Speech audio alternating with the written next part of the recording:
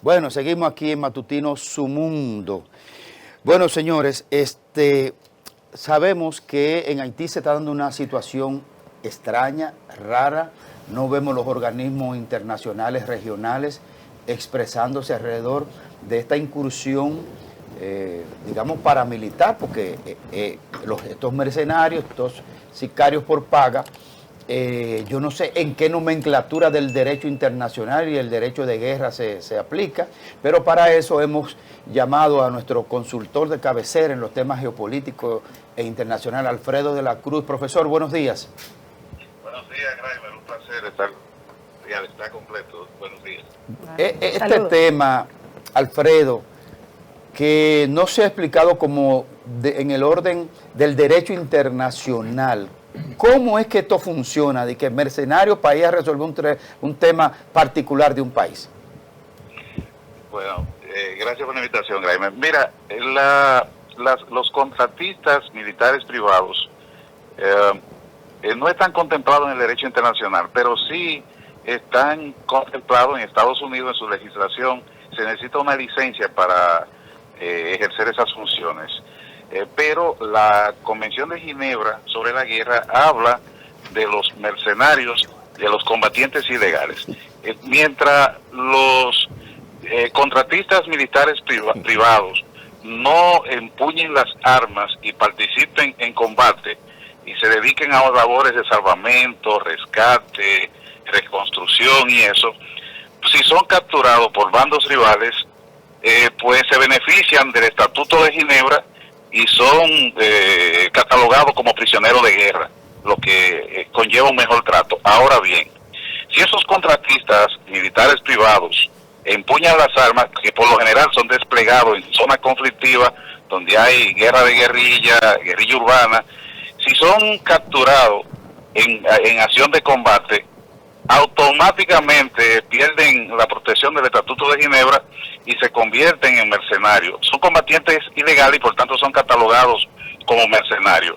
Eso significa que podrían ser condenados a muerte por un tribunal militar. Esa es la diferencia. Ahora, en el caso de Haití, como Haití no tiene un ejército per se formal, convencional, significativo, y sobre todo no está combatiendo contra otro estado, sino contra bandas irregulares, que son combatientes no estatales, que no son reconocidos, pues entonces, en este caso, estos grupos contratistas militares privados, como el señor Eric Brinker, que habla del New York Times, que fue contratado por el gobierno haitiano para descansar las bandas, entonces no está protegido por el Estatuto de Ginebra, pero además no debe ser un gran problema porque es el propio Estado que lo está contratando. Entonces, como estos grupos son irregulares y no están reconocidos, para que hagamos un paralelismo y entendamos mejor ese concepto, cuando en Colombia había la guerra contra las FARC, las Fuerzas Armadas Revolucionarias de Colombia, las FARC trataron siempre de que fueran reconocidos como un grupo combatiente. Nunca Colombia quiso hacerlo porque entonces eso implicaba que la FARC iban a estar protegidas bajo el Estatuto de Ginebra. Entonces eso limitaba los posibles ataques que se le hicieran, porque la guerra, como tú bien explicaste en la introducción, tiene un reglamento, tiene normas, el respeto a los derechos humanos, el sufrimiento debe ser limitado, todo ese tipo de cosas. Cuando de un grupo ilegal no se beneficia de ese estatuto, por tanto, en el caso de Álvaro Uribe, que era el presidente entonces en Colombia, eso le daba cabida a él para utilizar lo que él quisiera contra esos grupos, incluso violando los derechos humanos. Entonces, ¿cómo es posible que esta gente incursione y no se haya pronunciado ningún órgano regional sobre eso? Bueno, interesante pregunta, pero vamos a ponerla más en contexto. El día 20 de mayo hubo una reunión en el Comité de Relaciones Exteriores del Senado de Estados Unidos, donde compareció el secretario de Estado de Estados Unidos, Marco Rubio. Allí se hablaba de los recortes presupuestarios del Departamento de Estado, pero además de la revisión de algunos programas internacionales. En esa reunión, Marco Rubio habló de que la OEA prácticamente no servía para nada y coqueteó con la idea de crear reeditar aquel funesto invento del año 1965, una Fuerza Interamericana de Paz. Esa fuerza que acompañó a los cerca de 42.000 marines de Estados Unidos que invadieron República Dominicana bajo el pretexto de salvar vidas humanas e impedir que se formara una segunda Cuba en Santo Domingo. Pretextos estos que han sido puestos en cuestionamiento por diferentes escritores, autores, historiadores laureados, como el dominicano Bernardo Vega, dice que eso no fue más que una utopía. Incluso Bernardo Vega plantea lo que el presidente Lyndon B. Johnson quería era obtener una victoria militar rápida y fácil en el Caribe, para borrar de los ciudadanos estadounidenses la derrota que le había propinado en Cuba en la invasión de Bahía de Cochinos, sí, la invasión en 1961 en Playa Girón, donde en 3 días los revolucionarios derrotaron a los expedicionarios con apoyo de la CIA, que intentaban derrocar el incipiente gobierno de Fidel Castro, de la Revolución Cubana. Todo esto lo que logró fue acercar entonces a Fidel a la Unión Soviética, y eso fue abonando el terreno para la crisis del homicidio de 1962. Entonces, pero para que tú veas que no hay nada de coincidencia, el 11 de abril, el jefe del Comando Sur, el general Alvin Hoxley, tuvo una reunión con el alto mando militar en Colombia. Entonces tú dirás, ¿pero qué tiene esto que ver? Bueno, lo que pasa, y fíjate, ahí no se reunió con Petro, sino con el alto mando militar.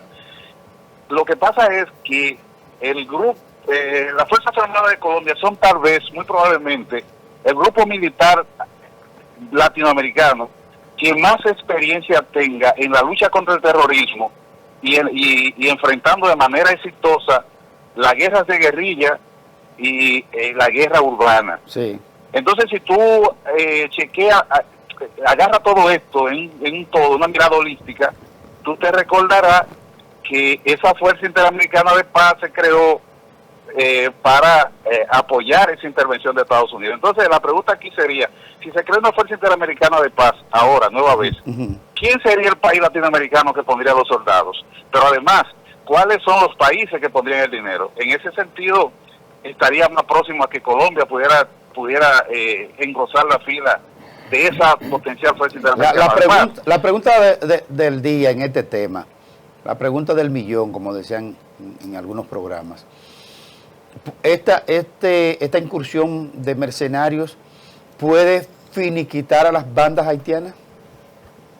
Bueno, déjame decirte que el señor Eric Prince tiene vasta experiencia, es el fundador de la empresa de contratistas privados, Blackwater, de triste recordación por allá, en la invasión de Irak, porque esa fue la compañía que en el año 2007 fue acusada de una matanza en Bagdad, la capital de Irak, donde murieron 17 civiles, y quedó demostrado que ellos los balearon, violaron los derechos humanos, y fueron condenados a un juicio en Estados Unidos. 4 de ellos que quedaban en prisión en el 2020, eso fue en el 2007, en el primer periodo de Donald Trump, cuando él salía en el 2020, él indultó a los 4 que quedaban, porque el señor Eric Prince es un aliado de Donald Trump. El señor Eric Prince, en la campaña de 2016, donó $250,000 a la campaña de Donald Trump. Eso está en los archivos de la campaña, en los archivos estadounidenses. Entonces, una hermana del señor Prince, Betsy DeVos, fue secretaria de Educación en ese gobierno de Donald Trump. Entonces, como podemos ver, de alguna manera, como que se entretejen todos esos hilos. ¿Podría entonces estar el gobierno de Estados Unidos apoyando a estos mercenarios, aunque no lo diga abiertamente entonces, Alfredo? Bueno, yo no me atrevería a decir que sí, pero los hechos muestran un nexo. Ahora, el que sea el gobierno haitiano que haya contratado a los mercenarios, eso es un poco peligroso, porque si fuese Estados Unidos directamente, uno tiene cierta esperanza de que podrían ser fiscalizados por el Congreso de Estados Unidos de alguna manera, donde hay una pluralidad de ideas y opiniones. pero siendo que que es el gobierno haitiano directamente quien lo está contratando, uno puede a simple vista percibir que podría haber una violación flagrante de los derechos humanos, porque irían con todo. De hecho, los drones del señor Prince y otras compañías están desde marzo allí, y ya hay informaciones oficiales de que tienen más de 200 drones allá, y ya en las redes circulan los videos, algunos ataques a la guerrilla con drones. Alfredo de la Cruz, Roberto Monclús, entonces no valió la pena la Fuerza Internacional de Kenia, ¿no? Deben retirarse. Bueno, lo que pasa es que la fuerza de apoyo a la seguridad en Haití, que coordina Kenia, desde el principio eso fue un fracaso, porque esa fuerza estaba estipulada en que tuviese 2.000 efectivos. De ellos, hay poco menos de 1.000, porque el gobierno de Kenia no ha podido desplazar tanto, y los países latinoamericanos que han ayudado con algunos policías son simbólicos. De manera que para una situación como la de Haití, tú no necesitarías policía, tú necesitarías una fuerza estabilizadora. Ahora, para eso hay problemas, porque esa fuerza tenía un presupuesto de $600 millones, los cuales no se han desembolsado, y hay informaciones de que esos policías de Kenia no cobran su sueldo de final del año pasado, y el armamento que tienen las bandas es mejor que el que tienen ellos. Entonces, el problema es que el Consejo de Seguridad de Naciones Unidas, China dice que no va a apoyar una fuerza de paz porque las armas y las municiones que tienen las pandillas salen de ahí, de Estados Unidos, a través de Miami, y Estados Unidos no hace nada por detenerlo. Entonces no sería productivo enviar una fuerza de paz donde uno de los auspiciadores pues también es auspiciador del caos que hay allí. Entonces, de alguna manera eso hace cierto sentido. De manera que la fuerza de apoyo a la seguridad en Haití de Kenia, eso fue un fracaso del principio y lo es hoy. De hecho, esas fuerzas no están ocupando posiciones ofensivas, sino defensivas, protegiendo ciertos edificios gubernamentales nada más, porque en realidad no pueden con la banda. O sea, guachimanes entonces. Que 1.000 hombres van a poder, un ejército que de hecho, se va un poquito. Son guachimanes. Se está cortando la llamada, Alfredo. Si pudieras moverte un poquito. Bueno, ahí. Se está perdiendo un poco la señal, Alfredo. Se está perdiendo la señal. Muévete para otro. Muévete un poco del lugar. Bueno. Ya se hizo inaudible prácticamente. Sí. Ok. Bueno, parece que se está moviendo a algún lugar donde hay baja señal, pero creo que dio bastante detalles. La pregunta que iba a hacer ahora es el tarifario. Si hay algún tarifario mundial, internacional, ¿de cuánto cuesta eso? ¿Cómo es que yo digo voy por tanto dinero? O sea, ¿cómo se hace el número? Si se calcula por la cantidad de muertes. Y por la cantidad de muertos, ¿qué se hace? Y sobre todo, muy atinada esa inquietud tuya, porque cuando se trata de este tipo de operación y este tipo de contratos, se supone que el Consejo Provisional de Haití debió haber dicho cuál es el contrato, cuáles son las condiciones, cuánto van a pagar, porque eso sería ¿Con qué va a pagar manera. el gobierno haitiano? Bueno, pero No de alguna manera tienen que pagar. De alguna manera tienen que pagar. Lo que te quiero decir es que eso no lo paga el grupito de gente que está ahí en el Consejo. No lo paga el Consejo Presidencial, pero quien está haciendo la contratación de esos servicios es el Consejo Presidencial, que es el gobierno actualmente de Haití, por más que uno lo quiera ver como débil, como infuncional, es el que está tratando de reencauzar a Haití. Oye lo que dijo Alfredo, de que en algún momento, cuando la situación sea quizá un poco adversa en términos de la correlación de fuerza dentro del Congreso norteamericano, podrían pedirle al gobierno de Trump que diga bajo qué mecanismo se buscaron esos cuartos. Porque esos cuartos se están buscando en Estados Unidos. Pero claro, lo dijo, de hecho dijo que un familiar directo de él está dentro de la función de Se dice que hay una relación muy directa, muy personal, muy cercana entre el señor CEO, jefe, dueño de Blackwater, se me escapa el nombre, creo que Jeffrey, no recuerdo bien el nombre, pero con él y Donald Trump. Sí. Que hay una relación cercana Ahí está. de Donald Trump con el señor, director, presidente de Blackwater. Parece que ahí está en esa foto con uno de los miembros del Consejo Haitiano, quizás, no sé.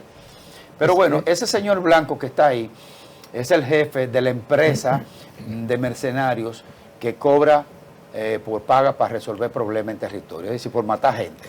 Ay, Dios. Bueno,